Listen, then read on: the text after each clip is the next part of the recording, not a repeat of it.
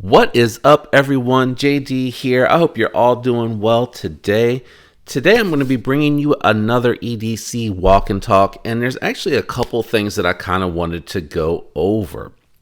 So the first thing I want to talk about is just kind of the comments that I get and some of the comments that I see on other fellow YouTubers' channels that just kind of make me scratch my head sometimes. And this isn't meant to be like cynical or to kind of clap back or, I'm not being ugly in any way, just things that kind of make me scratch my head. So for an example, the other day I had a comment pop up on a video that was probably when I was 3 months into the channel, right? I'm fairly new. I haven't had the channel for very, very long. And, I was just trying to figure things out and trying to really just find my format for the channel. And I happened to be reviewing an SOG PowerPoint. And, it was new to me. I hadn't had it very long. I had used it a little bit, and I really just kind of felt like, I don't think I need to carry this for 6 months to really tell you how I can see this being used. One of my hobbies, one of my passions is working on cars. I have mountain bikes that I like to change parts out on myself. I've taught myself a lot and using a lot of tools. I can tell you after spending less than a week with a tool, what it's going to be like, what your experience is going to be like. And the whole part of the SOG PowerPoint for me was I thought it was a fantastic size to carry as a part of your EDC, meaning like the majority of us would appreciate the size of an SOG PowerPoint as opposed to like a Leatherman in general. Like most of the Leathermans are bigger and heavier, so it was a good size. And what I was saying is it had decent tool selections, and I happened to kind of, pull up the thing and talk about what was listed on there and kind of like, it has a flathead, but it's more of like a sunglass flathead. And the comment was like, all you did was sit there and read off of the paper. Anyone can do that. No, I was really sharing my experience about the fact that I liked the size. I thought it was very useful. I thought it was pretty decently made. And I wanted to go through the tools and talk about, realistically how they could be used. Is it going to replace a full-on screwdriver? No. But you can get a flathead on a Victorinox that actually would probably do a better job on some bigger jobs. So it cracks me up because I feel like, this person clearly didn't watch the entire video.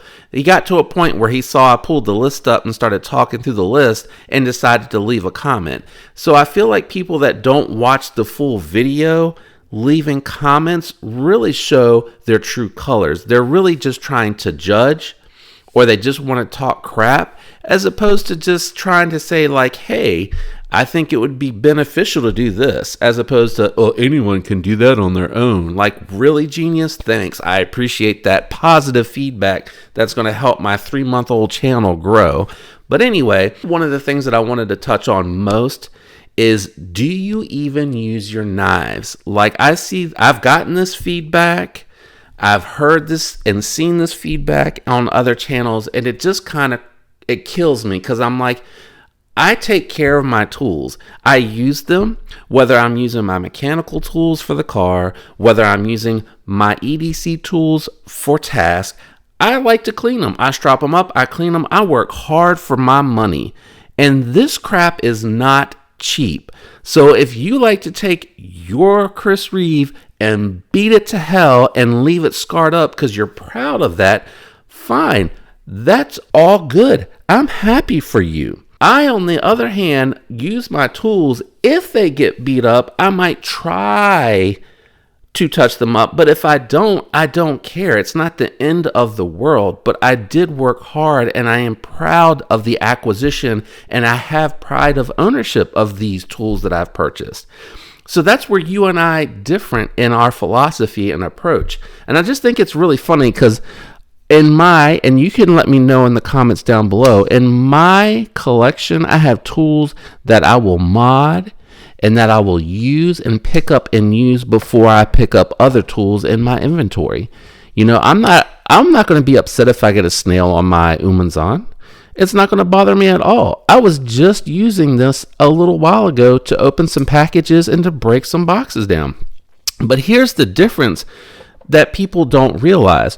When you have something that, say, has a coated blade, it's very easy to see where it's been used. And I actually know a trick to where you can even reduce the age, for lack of a better description, on a coated blade's appearance for scarring, as opposed to what you would see on, say, and this is one of my oldest knives. I have many of them, but this one's been in the collection a long time, and I use this quite often to break down boxes, and the satin finish just really hides the work that's been done on it. And here's a really good example, because I have two variants of this model.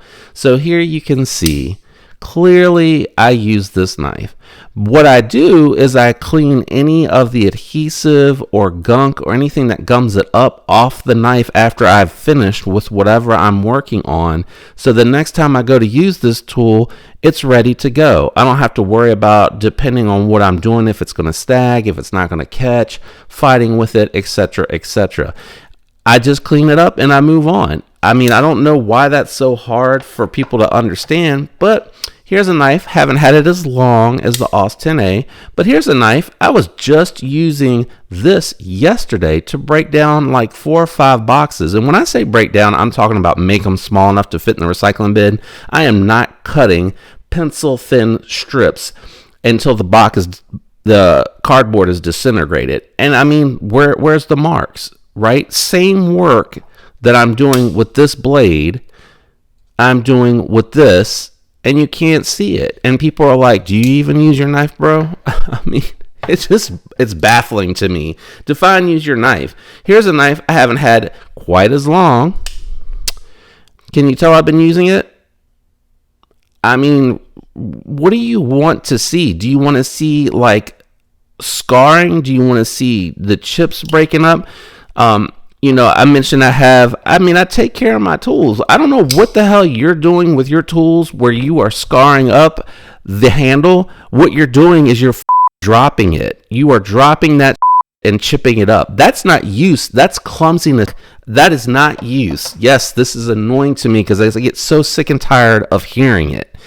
Here's a knife I've had. This is the one I've had the longest. This is one of the 2 first knives I ever bought when I first started to get into collecting. I had a bunch of Gerbers. I had a bunch of garbage, a bunch of crap because I didn't know better. And I one day got sick and tired of picking up a knife to do a task, and it was already dull. So I started researching it, watching videos, and then it was like 2 doors opened. And all of a sudden, there was this hobby that just spoke to me. It was just super interesting and very fascinating. But you can see here's a little bit of modding where I gemmed it myself. I didn't go back and acid wash it. I tested acid etch on this blade first. You can see I have broken down. My wife bought a treadmill and the box was huge, and I used my ZTO 562 and I used my Ontario Rat. I kept alternating between the two to break the box down and then to break it down into sections. So you can even see on the acid wash that you have the scarring. But if you look at something, say like a gent's knife that I carry into the office that I use to open packages and envelopes, but I've never used this to break anything down, of course it's going to look more pristine. I take care to use this knife differently than this knife. Do you use a crescent wrench to undo all your bolts, or do you have sockets that are different sizes? And I guarantee you, your number 10 has probably been lost more than once. If you work on cars, you know what I'm talking about. That's what I'm saying. I just think it's so asinine when people are like, you don't really use it. You don't know what this steel can do. Yes, I do.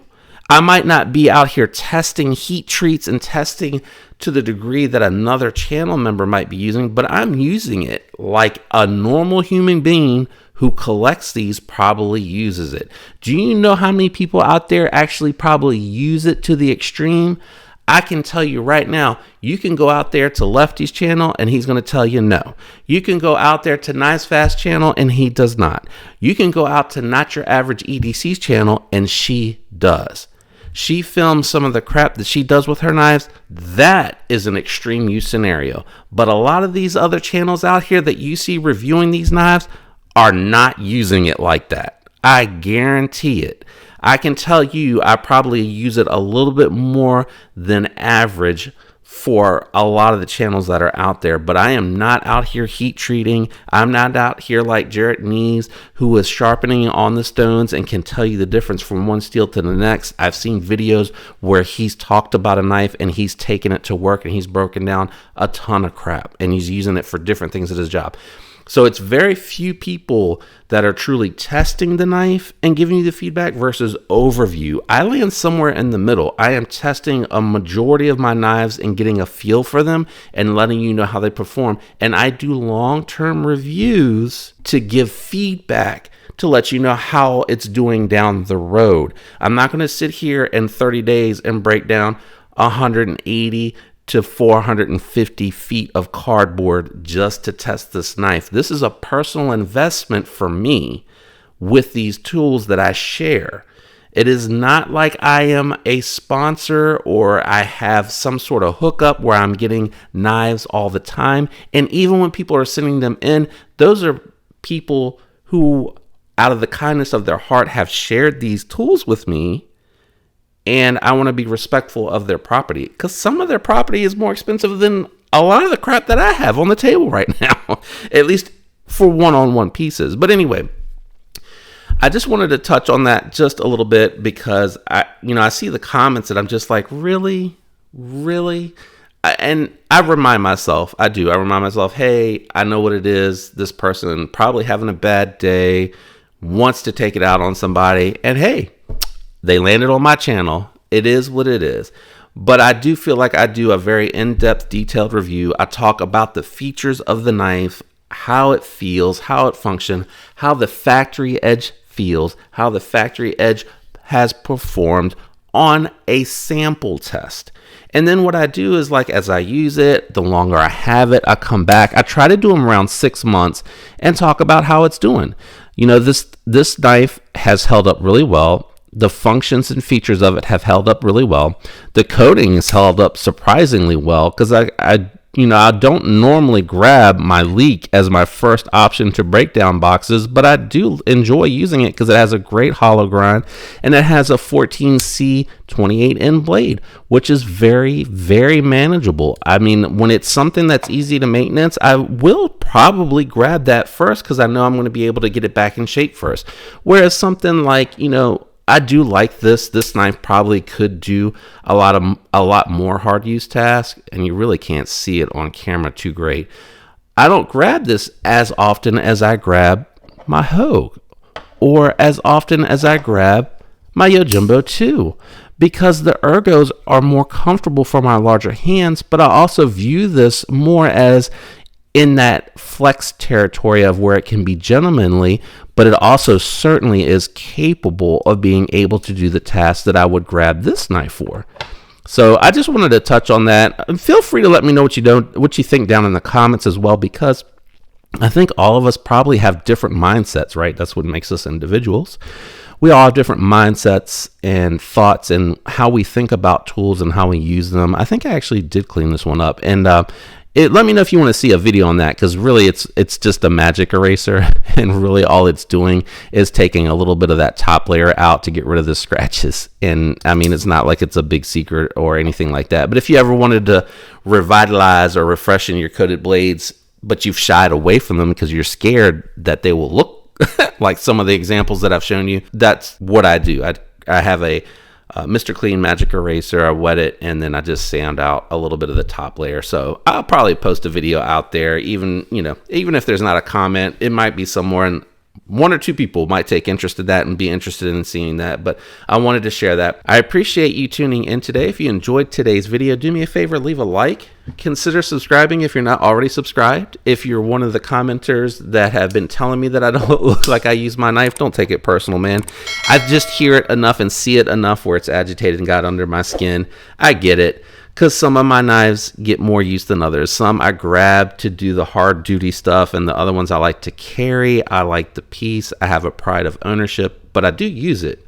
It's just, is it satin or is it stone washed? Is it coated or is it black washed? So that might be why you're not really seeing it come through on camera. But I promise you, I don't just buy these tools to look at them. I enjoy using them. Thanks for all the support. I appreciate you tuning in. Don't forget to turn your notification bell on if you do subscribe and or are subscribed. If you are subscribed and have your notifications on, thank you for all of your support. I appreciate each and every one of you. Thanks for tuning in with me today. I hope you have a fantastic week. Until next time, peace.